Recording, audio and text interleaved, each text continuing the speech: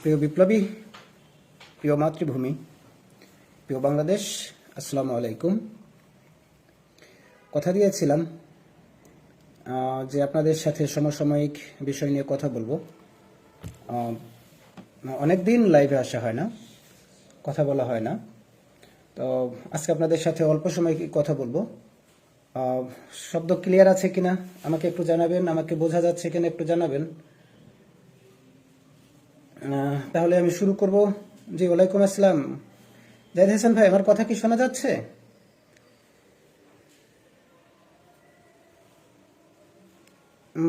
কথা যদি শোনা যায় একজন একটু কমেন্ট করে জানান তো, আমি মূল কথায় ফিরে যাব।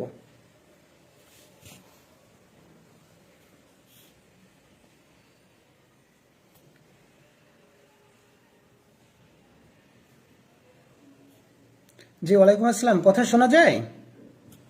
কথা শোনা গেলে একটু একটু জানাবেন, প্লিজ একটু জানাবেন।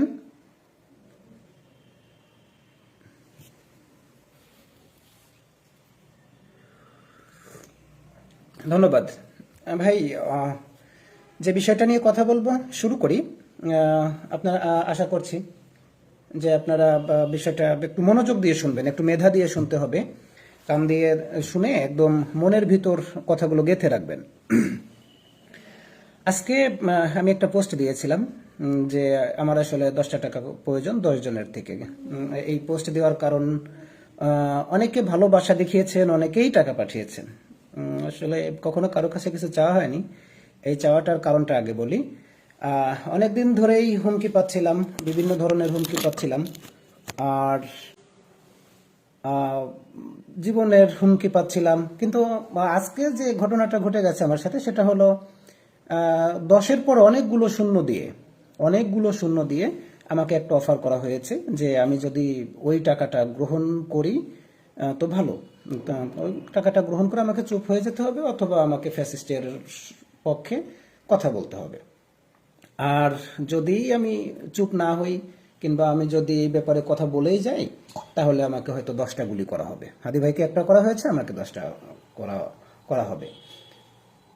তো আমি একটা কথা বলে রাখছি যে দেখি, সারা বাংলাদেশের মানুষ আমাকে তো আসলে আগে প্রথম থেকে চিনতো যে আমি শুটার, আমাকে ভাড়া করে আনা হয়েছে, আমি রয়্যাল এজেন্ট, এটা সেটা। এখন তো সারা বাংলাদেশের মানুষ আমাকে ভালোবাসে, দেশের বাইরেও মোটামুটি ভালোবাসাটা ছড়িয়ে গেছে। তো দেখি, আমি সবার কাছে 10 টাকা চেয়ে যদি পাই, তাহলে আমাকে আর ওই 10-এর পরে অনেকগুলো শূন্যের যে সংখ্যাটা আছে ওটা আমি নিব না। আর আমি আসলে 10টা গুলি থেকেও আসলে নিজেকে হয়তো সেলফ ডিফেন্স করতে পারবো। আপনার ভালোবাসা দেখিয়েছেন, ধন্যবাদ আপনাদেরকে। এখন মূল কথায় চলে আসি। হাদি ভাইয়ের সুষ্ঠু বিচারটা হবে কিনা, এবং এই বিচার যদি না হয় তো আসলে আমাদের করণীয় কি আছে, আমরা পরবর্তী পদক্ষেপ কি নিতে পারি। দেখেন, হাদি ভাইকে মারা হয়েছে দীর্ঘ পরিকল্পনার পরে, একদম সুনির্দিষ্ট পরিকল্পনা করার পরে, একটা বড় ব্যাকআপ টিম রেখে, একদম আপনার কান্ট্রি টু কান্ট্রি যোগাযোগ রেখে তারপরে হাদি ভাইকে মারা হয়েছে, হাদি ভাইকে শহীদ করা হয়েছে। এখন মূল কথা হলো, হাদি ভাইয়ের হত্যার পর আমরা বিভিন্ন কার্যক্রম দেখেছি, কারোর বিপক্ষেই যাচ্ছি না। আমাদের কথাটা ছিল হলো, আমরা হাদি ভাইয়ের হত্যা যাদেরকে গুলি করেছে তাদেরকে আইনের আওতায় আনা দেখতে চাই। এরপর হাদি ভাই যদি মারা যায় তো এই সরকারের পতন হয়ে যাবে। হাদি ভাই যখন শহীদ হলো তার কফিন ছুঁয়ে আমরা শপথ করব। আমরা শহীদের শপথ পাঠ করেছি। তারপর দীর্ঘদিন আমরা শাহবাগে আন্দোলন সংগ্রাম করেছি। এখন আমরা মার্চ ফর জাস্টিস করতেছি। আসলে এগুলো করে আমাদের মোটামুটি কী লাভ হলো এবং আগামীতে কী হবে সেটা নিয়ে একটু বলতে চাচ্ছি। আমাদের 7 তারিখে একটা চার্জশিট দিবে। দেখেন, আপনি যদি মেধাবীদের সাথে মেধা দিয়ে না খেলতে জানেন, সেক্ষেত্রে আপনাকে অনেক ঝামেলা পোহাতে হবে। এখন আমরা মেধা দিয়ে আসলে কিভাবে খেলতে চাই, 7 তারিখে আমরা দেখতে চাই যে আসলে চার্জশিটটা কি হচ্ছে। চার্জশিট দেওয়ার পরে আমাদের যে কাজটা হবে, এই চার্জশিট যাদের নাম আসবে কিংবা অপ্রকাশ্য যে নামগুলো থাকবে, আমরা এই নামগুলো নিয়ে আসলে আমার কথা হয়েছে, হাইকোর্টে কথা হয়েছে। আমার বেশ কয়েকজন বন্ধু আছে যারা ওখানে প্র্যাকটিস করছেন, অ্যাডভোকেট আছে, তারপরে আইন নিয়ে যারা খুব ভালো বুঝে। আমরা ওনাদেরকে তথ্য দিয়ে সহযোগিতা করব।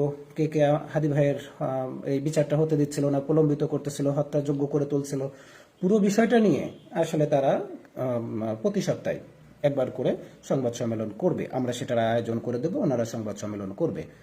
আর আমরা যে সরকার পতনের আন্দোলনের কথাটা বলি, এই সরকার পতনের আন্দোলনটা আসলে এভাবে আপনারা বলি, আসলে আমাদের খুব বেশি আবেগ থেকে বলে ফেলি। আসলে সরকারের পুরোটাই যে সরকারের দোষ এরকম না, সরকারের ভিতরের যাদের বেঈমানগুলো বসে আছে এটার দোষ। দেখেন, হাদি ভাইয়ের বিচারটা হবে, ইনশাল্লাহ হবে, আমি কথা দিচ্ছি।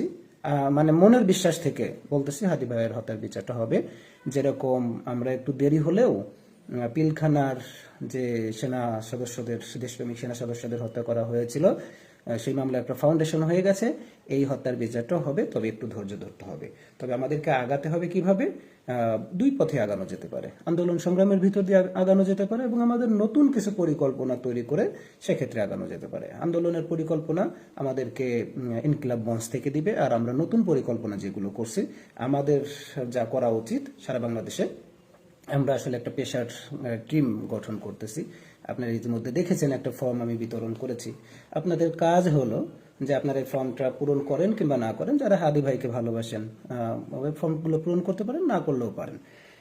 এখন যেটা করতে হবে, হাদি ভাইকে সবসময় ফোকাসে রাখতে হবে।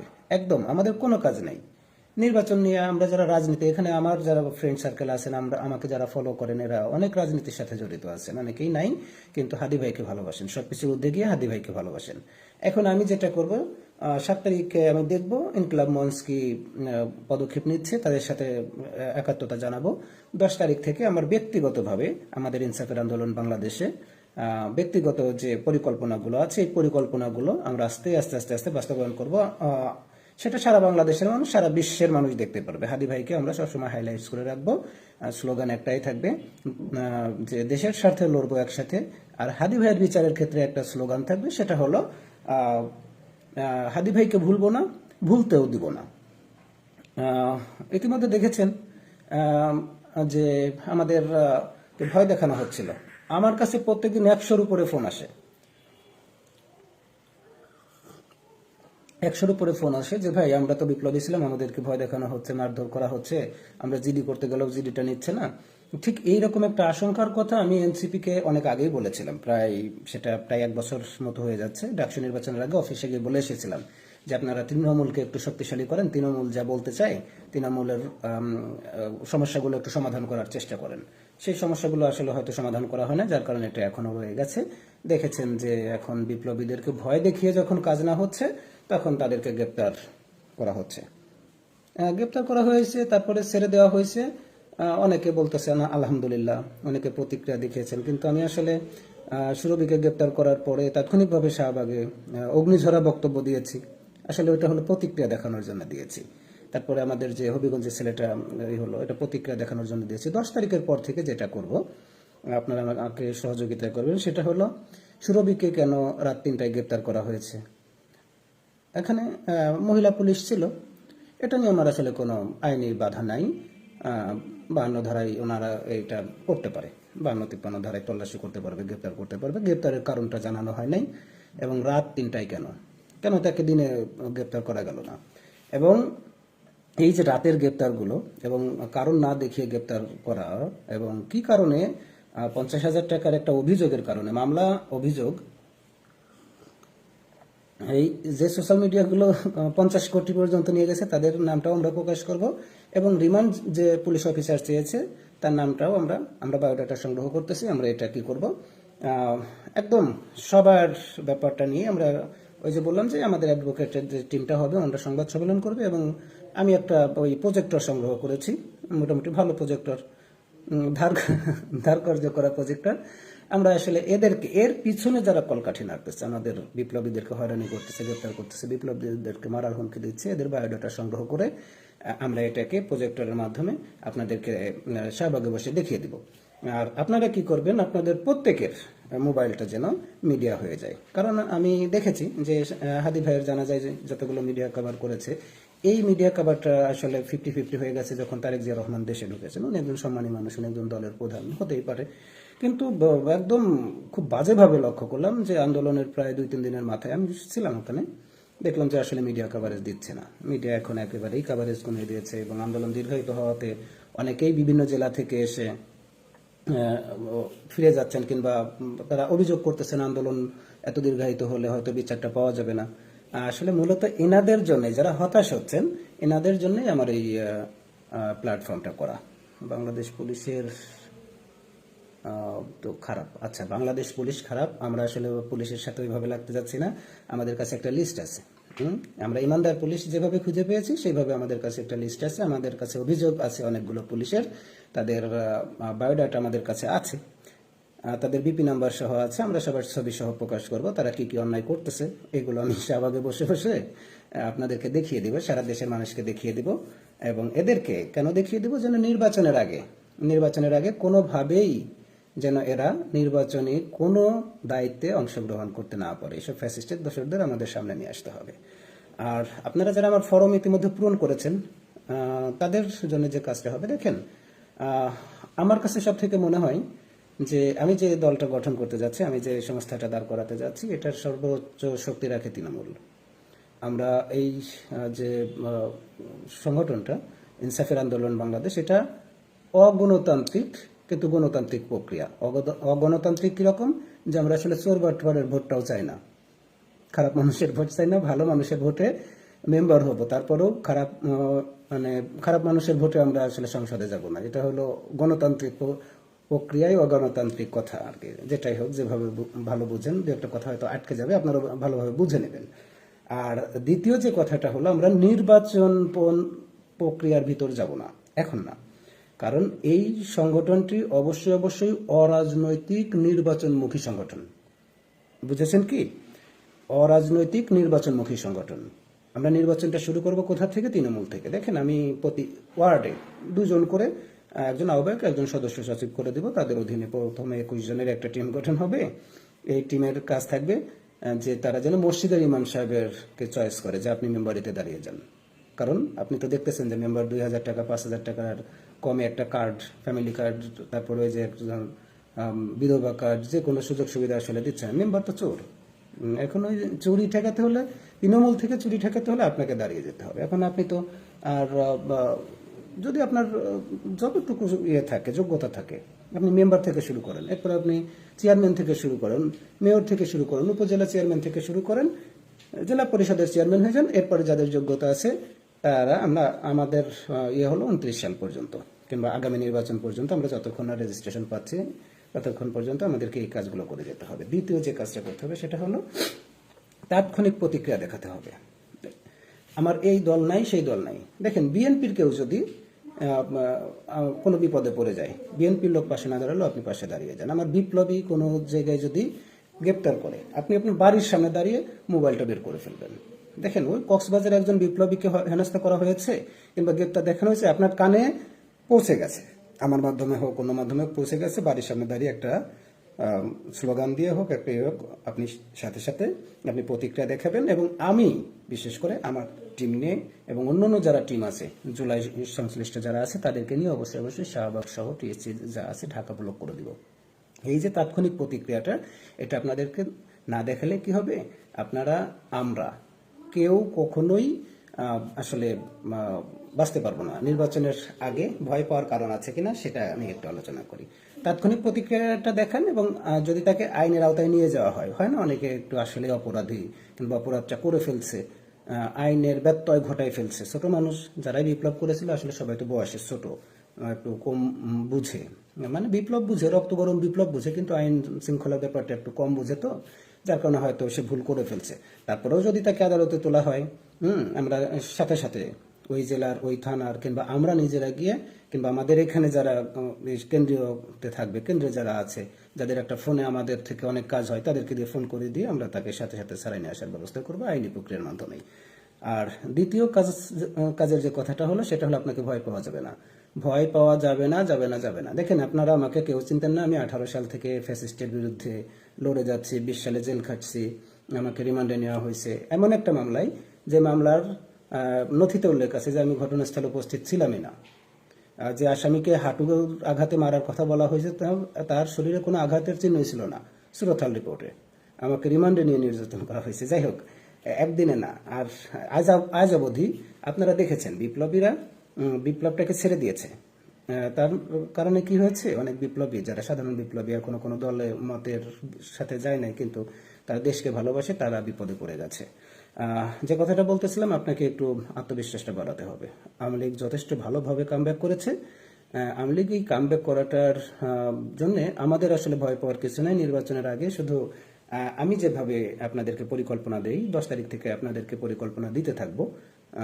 এই পরিকল্পনা মোতাবেক কাজগুলো করবেন। আপনাদেরকে পুলিশ দেওয়া দূরের কথা, আপনার ওই আওয়ামী লীগের ছেলাপেলাও আপনাকে কিছুই করতে পারবে না, কিচ্ছু করতে পারবে না। আপনার চুলটাও মানে বললাম তো, একটা পশম বাঁকা করতে পারবে না, হিন্দিতে বললে বা আলো বাঁকা করতে পারবে না। কি কারণে পারবে না সেটা আপনাদেরকে বলে দেবো। আমরা একত্র থাকলে কিছুই হবে না ইনশাল্লাহ। তো এটাতে এখন আমলি যখন ফিরে আসবে তখন এটাকে আসলে কারা প্রতিহত করবে? এটাকে প্রতিহত করবে বিএনপির লোকজনই। কেন? বিএনপির লোকজন 17 বছর জেল খাটছে, জরিমানা দিছে, দেশ ছেড়ে পালাইছে, খালে বিলে ধানের খেতে ঘুমাইছে, 17 বছর তারা অত্যাচারিত হয়েছে। এখন তাদের নেতা তা বুঝাই রাখছে যে নির্বাচনটা যাক, তারপরে তোমাদের জায়গাটা তোমাদেরকে বুঝাই দেওয়া হবে। এরকম আমার কাছে অনেকে অভিযোগ করছে যে ভাই, এত বছর জেল খেটে বেরোলাম, যার জন্য জেল খাটলাম, যারা আমাকে জেলে ভরলো, এখন আমার পদ পদবিতে আমার চেয়ারে এসে দেখি সে বসে আছে, পিটানি একটা রেডি হচ্ছে। যদি বিএনপি ক্ষমতায় আসে তাহলে আপনারা ধরে নেন আওয়ামী লীগকে পিটানোর দায়িত্ব আছে বিএনপির। আমার আপনার যেতে হবে না, আমার আপনার কি করতে হবে, যে একটা পরিকল্পনা তৈরি করতে হবে। নির্বাচনের আগ পর্যন্ত আমরা একজন আর একজনকে ছেড়ে যাব না, একজন আর একজনের পাশে থেকে কোনোভাবেই সরে যাব না।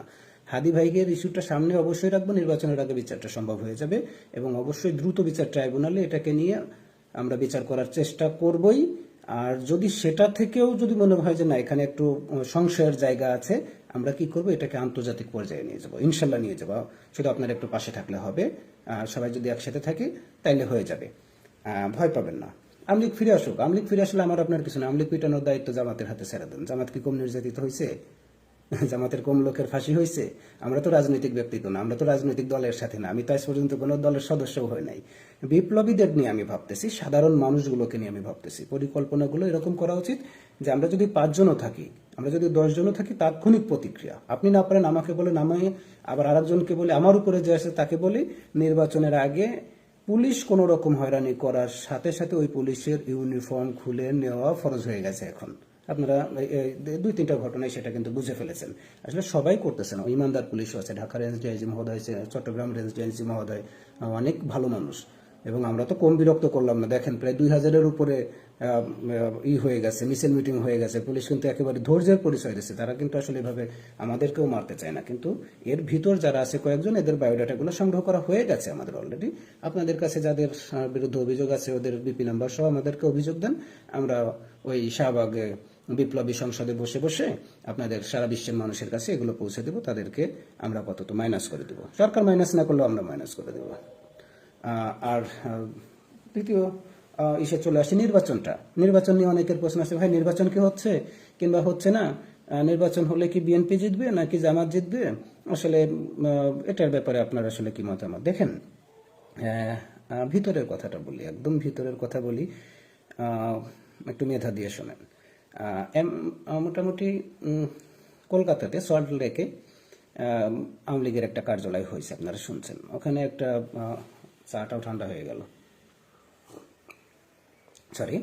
ওখানে একটা পরিকল্পনা হয়েছে, যে পরিকল্পনার মোটামুটি অর্থ এরকম দাঁড়ায় যে যেহেতু আওয়ামী লীগ ছাড়া নির্বাচন হচ্ছে, তো ওরা কি করবে, যে ব্যালট পেপারে ভোট দিতে যাবে, কিন্তু ব্যালট ওদের ছোট ছোট নৌকার সিলগুলো থাকবে, হ্যাঁ, ওই সিলগুলো ব্যালট পেপারের মাঝখানে মেরে দিবে।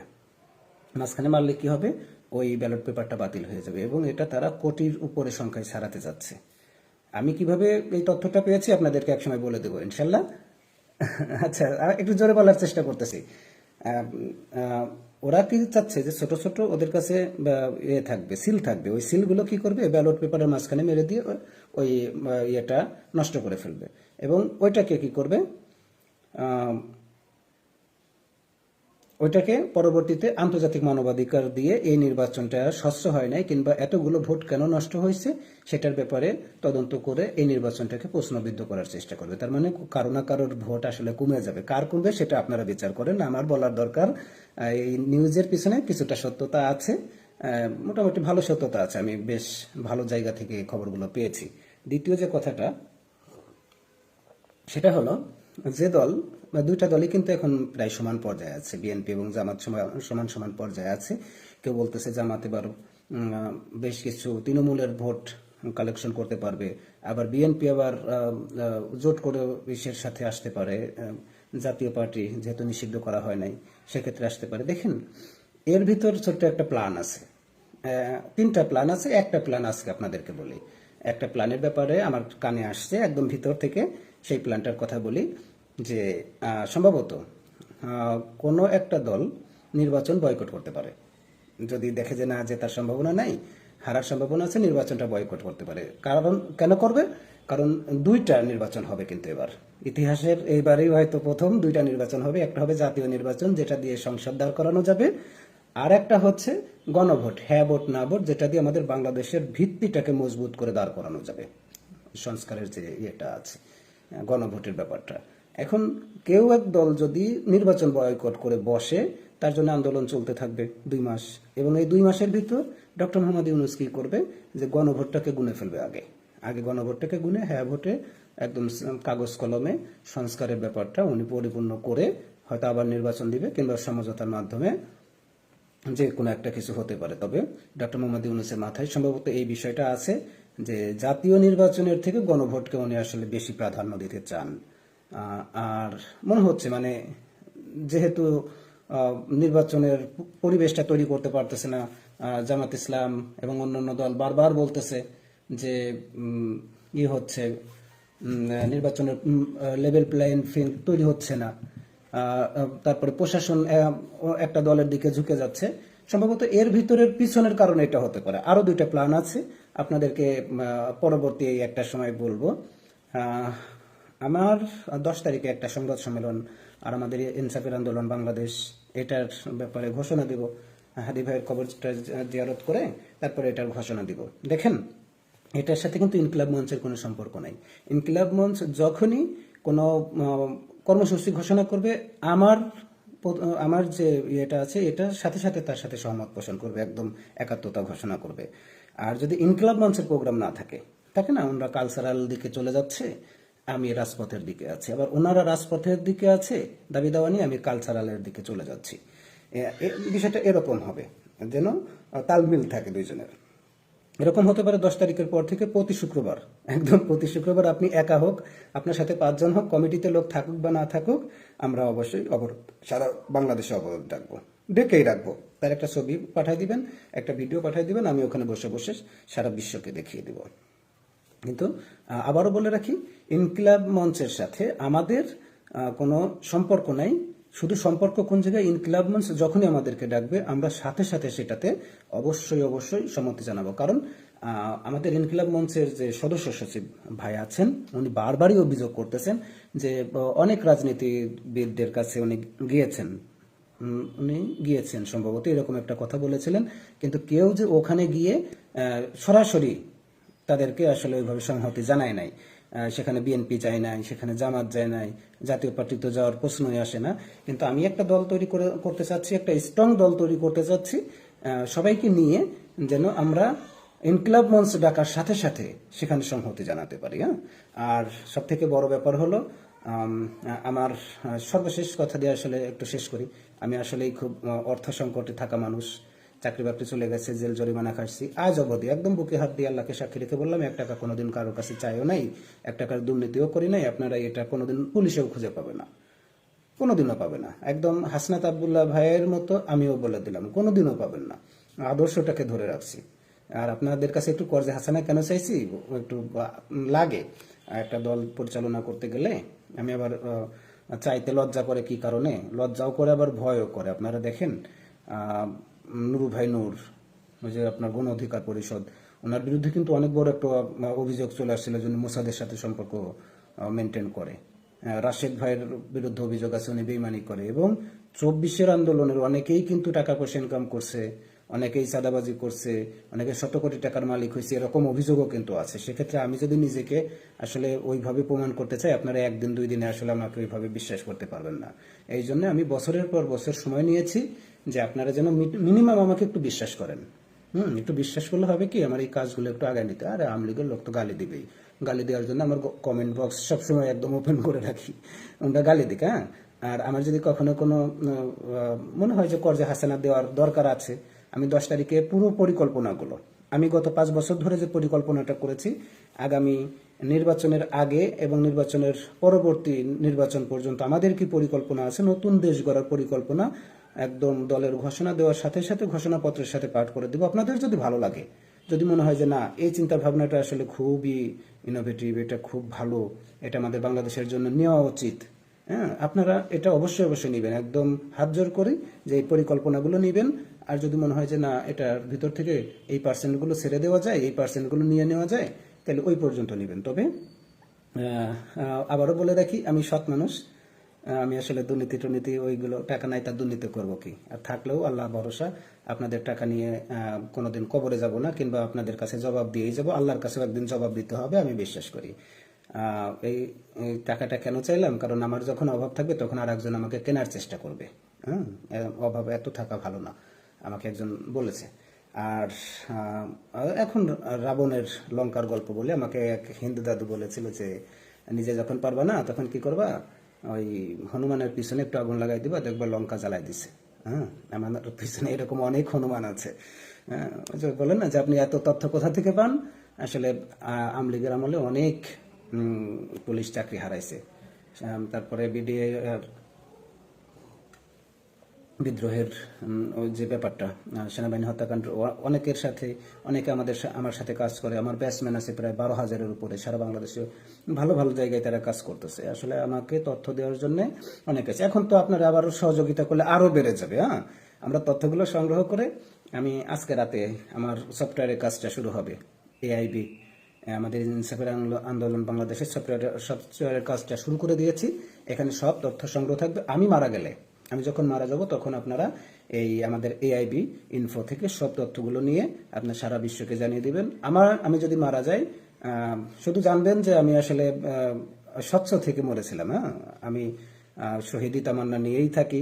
যেহেতু আপনারা এখন আমাকে ভালোবাসেন, ভালোবাসাটা নষ্ট করতে চাই না। আমার জন্য, আমি মারা গেলে আমার জন্য একটু দোয়া করেন। কে কি বললো ওদিকে আর নজর দেওয়ার দরকার নাই। অনেক দিন কষ্ট করছি একা একা, অনেক বছর একা চলছি, একা করছি, একা। তারপরেই তো আমাকে এখন একটু চিনেন, একটু ভালোবাসেন। এই ভালোবাসাটাকেই না হয় একটু ধরে রাখেন, এখন একটু সাহায্য সহযোগিতা আমাকে করেন। অনেকেই দেখা যাবে যে 2টা চা না খেয়ে আমাকে 10টা টাকা দিলেন, অনেকে হয়তো একটু বিড়ি সিগারেট খাওয়ার অভ্যাস আছে, 2টা কম খাইলেন কিংবা ওখান থেকে দিলেন। তাতে হবে কি, দেশ রক্ষার যে আন্দোলনটা আমরা করতে যাচ্ছি আগামী দিনগুলোতে, আপনি কল্পনাও করতে পারতেছেন না যে ভারত এতদিন বাংলাদেশকে চালাইছে, বাংলাদেশকে চালায় নাই। এর আগে ব্রিটিশ বাংলাদেশকে চালাইছে, পাকিস্তান বাংলাদেশকে চালাইছে। হ্যাঁ, এখন এই 3টার পরে ভারত এখন পর্যন্ত আমাদের বাংলাদেশকে চালানোর চেষ্টা করতেছে। তার মানে আপনাকে বুঝতে হবে আমরা স্বাধীন কখনোই ছিলাম না, এখন একটু স্বাধীনতার স্বাদ পাইতে যাচ্ছি। সেক্ষেত্রে ভারত কিন্তু আমাদেরকে চারদিক থেকে অলরেডি ভারী অস্ত্রশস্ত্র দিয়ে ঘিরে ফেলছে, খুব ভারী অস্ত্রশস্ত্র দিয়ে ঘিরে ফেলছে, এবং অলরেডি সমস্ত মিডিয়া উঠে পড়ে লেগেছে বাংলাদেশের বিরুদ্ধে তারা যে কোনো পদক্ষেপ নিতে পারে। ষড়যন্ত্রটার শেকড় অনেক গভীরে, ভয় পাওয়ার কারণ নাই। আসলে আমরা মরতেই তো আসছি, কেউ 2 দিন আগে কেউ 2 দিন পরে মরে যাব, কিন্তু আমরা একটু বুদ্ধিমত্তার সাথে, একটু পরিকল্পনার সাথে এগোতে চাচ্ছি। আগামীর বাংলাদেশে আমাদের সন্তানরা যেন স্বাধীনতার জন্য রক্ত দিতে না হয়, তাদের জন্য কথা বলতে গেলে কেউ আবার মুখ আটকে না ধরে, তারা যেন একদম স্বাধীন ভূখণ্ডে বাস করতে পারে, এরকম একটা পরিস্থিতি যেন আমরা তৈরি করে দিয়ে যেতে পারি। আর আন্দোলন চলমান থাকবে, ইনশাল্লাহ আন্দোলন চলমান থাকবে।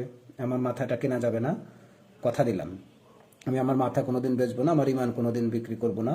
আমি আমার জায়গায় আমরণ স্বচ্ছ থাকবো, কারণ মৃত্যু কখন যে এসে পড়ে সেটা আসলে আমি নিজেও জানি না, আল্লাহ কখন লিখে রাখছে, যার কারণে এখন আর আসলে ওই বিষয়টা মাথায় আসে না। তো আপনাদের সাহায্য, আপনাদের ভালোবাসা সবসময় একটু অবিরত রাখবেন। 10 তারিখের পর থেকে রেগুলার আপনাদের সাথে কথা হবে ইনশাআল্লাহ। বেঁচে থাকলে দেখা হবে, কথা হবে। এবং আমি যদি বেঁচে থাকি, আল্লাহ যদি আমাকে বাঁচিয়ে রাখে আপনাদের দোয়ায় ভালোবাসায়, 10 তারিখের পর থেকে কোনো বিপ্লবী, কোনো সাধারণ মানুষকে পুলিশ হয়রানি করতে পারবে না।